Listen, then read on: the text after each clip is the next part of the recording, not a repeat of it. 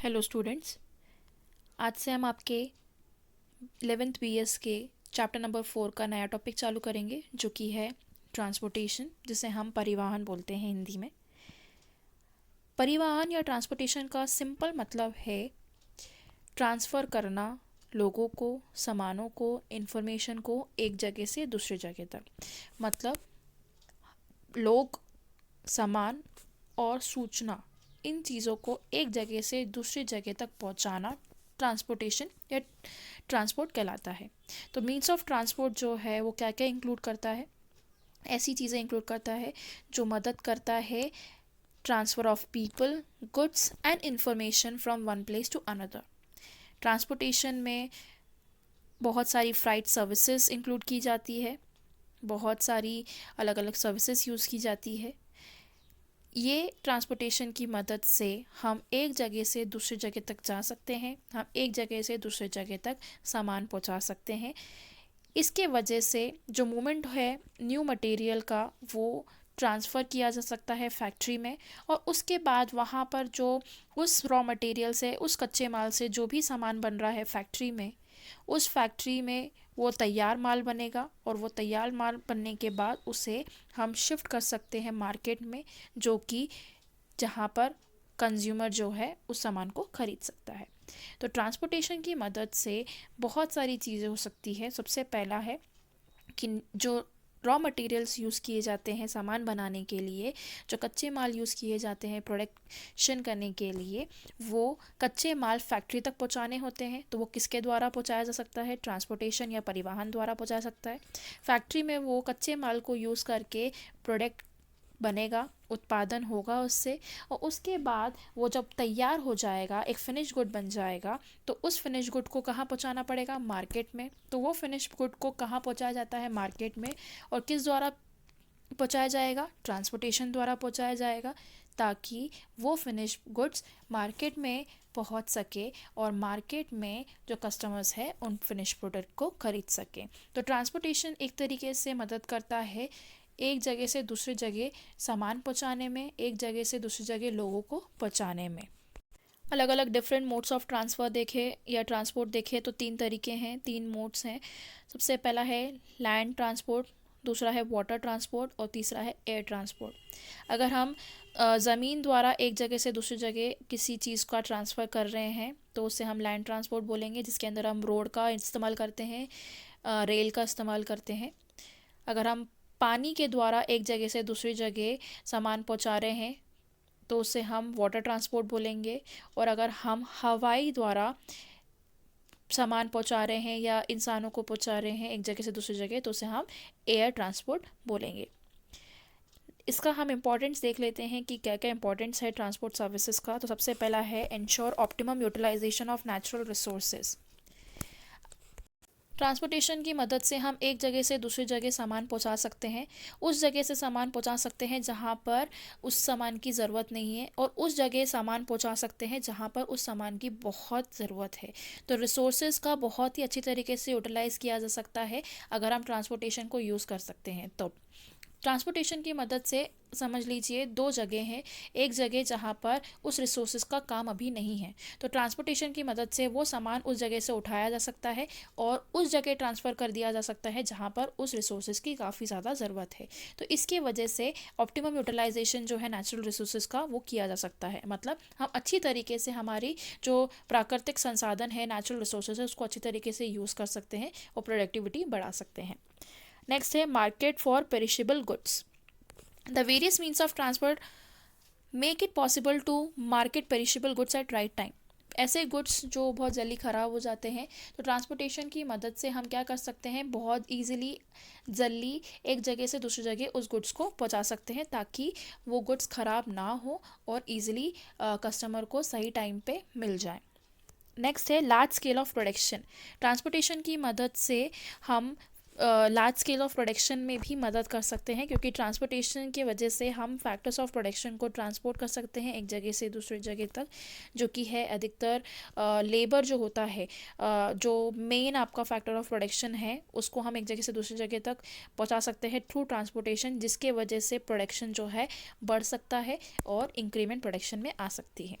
Next है mobility of labour. Mobility of labour का मतलब है श्रमिक जो होते हैं उनको एक जगह से दूसरी जगह जाना होता है काम करने के लिए, तो ट्रांसपोर्टेशन की मदद से जो श्रमिक है, जो लेबर है, वो एक जगह से दूसरी जगह ईजिली पहुंच सकते हैं और अपना काम कर सकते हैं। नेक्स्ट है increase in employment opportunities. Transportation facilities अगर बढ़ती है तो उसके वजह से जो एम्प्लॉयमेंट अपॉर्चुनिटी है वो भी बढ़ती है, क्योंकि मींस ऑफ ट्रांसपोर्टेशन जो है वो कंट्रीब्यूट करता है एम्प्लॉयमेंट अपॉर्चुनिटी में डायरेक्टली या इनडायरेक्टली। अगर हम बात करें रोड की, तो रोड भी एक ट्रांसपोर्टेशन है। मतलब रोड से हम एक जगह से दूसरी जगह जा सकते हैं, लेकिन अगर रोड का कंस्ट्रक्शन हो रहा हो तो उसके अंदर हमें क्या चाहिए, मैन पावर चाहिए, लेबर चाहिए, श्रमिक चाहिए। तो मैन पावर, श्रमिक या लेबर जो हैं, अगर उसके अंदर काम कर रहे हैं तो उनको मतलब एम्प्लॉयमेंट मिल रहा है, रोज़गारी मिल रही है। तो ट्रांसपोर्टेशन के वजह से हम लोगों को एम्प्लॉयमेंट अपॉर्चुनिटी भी प्रोवाइड कर सकते हैं, क्योंकि उनको बनने के लिए, उसके लिए हमें लोग चाहिए रहेंगे, और लोग अगर काम करेंगे तो उनको एम्प्लॉयमेंट भी मिलेगा। नेक्स्ट है localisation. Transportation contributes a lot toward localizations of business house as they can get all the factors easily through transportation. Transportation की वजह से जो लोकल फैक्ट्रीज़ हैं, लोकलाइजेशन जो है, लोकल बिजनेस जो है, उनको भी बहुत मदद मिलती है, क्योंकि उनको सही टाइम पे जितने भी फैक्टर्स ज़रूरी होते हैं प्रोडक्शन के लिए वो ईजिली ट्रांसपोर्टेशन की मदद से मिल जाते हैं। तो ये इसके कुछ इम्पॉर्टेंट्स थे। नेक्स्ट टॉपिक है जो कि है वेयर हाउसिंग, जिसे हम हिंदी में भंडारण और गोदाम भी बोलते हैं। वेयर हाउसिंग का मतलब जान लेते हैं कि क्या होता है। Warehousing is a group of activity relating to storage and preservation as well as the processing of store goods like assembling, grading and packaging. Warehousing एक ऐसी एक्टिविटीज़ हैं जो किससे रिलेटेड है, एक ऐसी क्रियाएं हैं जो किससे रिलेटेड है, सामान को स्टोर करने से रिलेटेड है, सामान को प्रिजर्व करने से रिलेटेड है, और ये बहुत सारी चीज़ें भी करते हैं, जैसे कि सामान को पैक करना, सामान को ग्रेड करना, ग्रेडिंग डालना उनकी, या उसको असेंबल करना। तो वेयर हाउसिंग एक ग्रुप एक्टिविटी है जो सामान को स्टोर करने से रिलेटेड होती है और सामान को प्रिजर्व करने से रिलेटेड होती है। आजकल आप देख सकते हैं कि जितनी भी वस्तुएं हम बनाते हैं, जितने भी गुड्स का प्रोडक्शन करते हैं, वो बहुत बड़े पैमाने पे करते हैं, मतलब बहुत लार्ज स्केल पे करते हैं। इसलिए उन प्रोडक्शन को हम इकट्ठा बनाते हैं, थोक में बनाते हैं, तो उसको स्टोर करने के लिए हमें जगह चाहिए रहती है, जिसे हम वेयर हाउस में स्टोर करके रखते हैं। तो एक तरीके से जो हम प्रोडक्शन करते हैं बल्क में, ज़्यादा क्वांटिटीज़ में, तो वो प्रोडक्शन तैयार होने के बाद एक जगह पर रखा जाता है, जिसे हम बोलते हैं वेयर हाउसेस, या उस चीज़ों को हम स्टोर करके रखते हैं एक जगह पे, जिसे हम गोदाम बोलते हैं हिंदी में। नेक्स्ट है इम्पोर्टेंस ऑफ वेयर हाउसिंग, भंडारण या गोदाम के क्या क्या महत्व है। सबसे पहला है सीजनल प्रोडक्शन, मौसमी उत्पादन।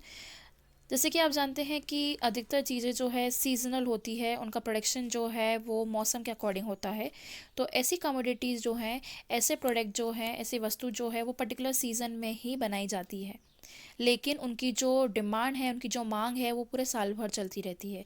जैसे कि वीट, राइस, पल्सेस, गेहूँ, चावल, दाल, ये सब जो है किसी पर्टिकुलर सीज़न में ही इसका प्रोडक्शन किया जाता है, इसका उत्पादन किया जाता है, लेकिन इसे हमें पूरे साल भर चाहिए रहता है। तो इसलिए ये चीज़ें जो हैं एक सीज़न में बन जाती है, इनका उत्पादन हो जाता है, उसके बाद बनने के बाद इसे हम कहाँ स्टोर करके रखते हैं, इसे हम कहाँ प्रिजर्व करके रखते हैं, वेयर हाउस में। तो इसलिए सीजनल प्रोडक्शन के लिए भी हमें वेयर हाउसेस की ज़रूरत पड़ती है। उसके बाद है सीजनल डिमांड। बहुत सारी ऐसी चीज़ें होती है जो साल भर बनती रहती है, लेकिन उनकी डिमांड जो है पर्टिकुलर सीज़न में ही आती है। उनकी मांग जो है वो एक कुछ निश्चित सीज़न में ही हमें चाहिए रहती है, जैसे कि गर्म कपड़े, कूलर। तो ये चीज़ें जो हैं वो साल भर बनेगी, साल भर बनने के बाद हम इसे कहाँ रख देंगे, गोदाम में, और जब इसकी ज़रूरत होगी, जब इसका सीज़न आएगा, तब हम उसे स्टॉक में रख देते हैं। तो इसलिए भी हमें एक वेयर हाउसेस की ज़रूरत पड़ती है। उसके बाद है क्वालिटी ऑफ गुड्स। बहुत सारे ऐसे सामान होते हैं, बहुत सारी ऐसे गुड्स होते हैं जिसको हम लंबे समय तक अगर रखते हैं तो उसकी क्वालिटी जो है वो ज़्यादा अच्छी हो जाती है। जैसे कि चावल, हम बोलते हैं जितना चावल पुराना हो उतना ही चावल अच्छा होता है।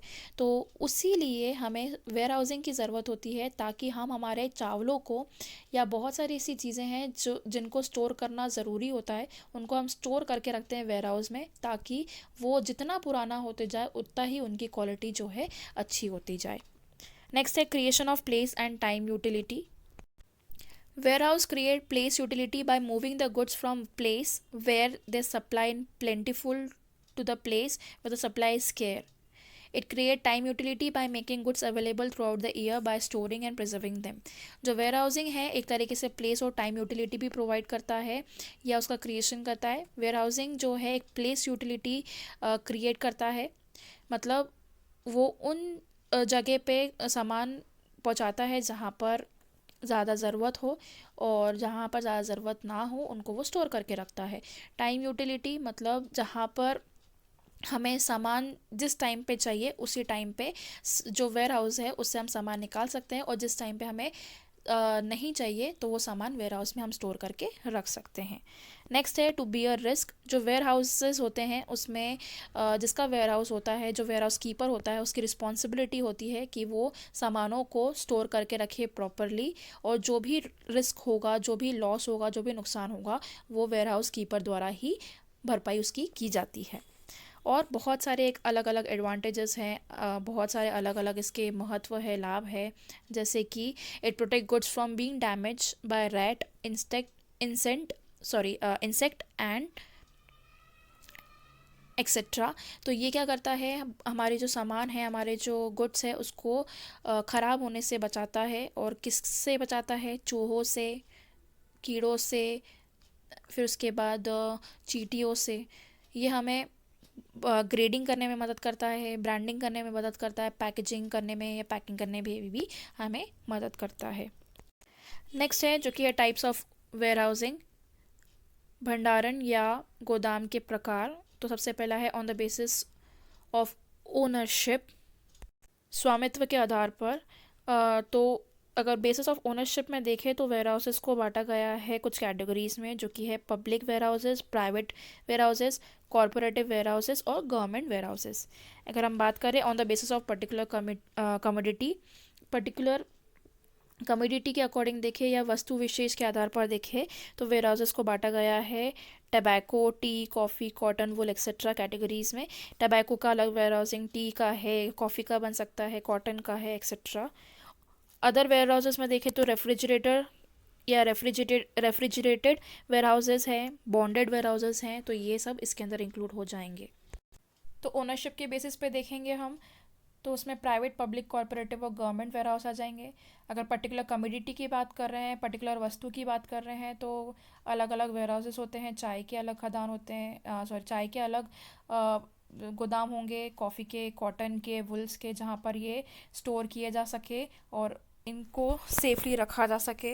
अगर हम अलग अलग वेयर हाउसेस की बात करें तो बहुत सारे और भी वेयर हाउसेस होते हैं, जो कि ये रेफ्रिजरेटेड वेयर हाउसेस है। जैसे कोल्ड स्टोरेज होता है, जहाँ पर ठंडा वातावरण होता है, इन्वायरमेंट होता है, क्योंकि कुछ प्रोडक्ट ऐसे होते हैं जिन्हें हमें ठंडे में रखना होता है, और उनके लिए हमें कोल्ड स्टोरेज का बंदोबस्त करना पड़ता है।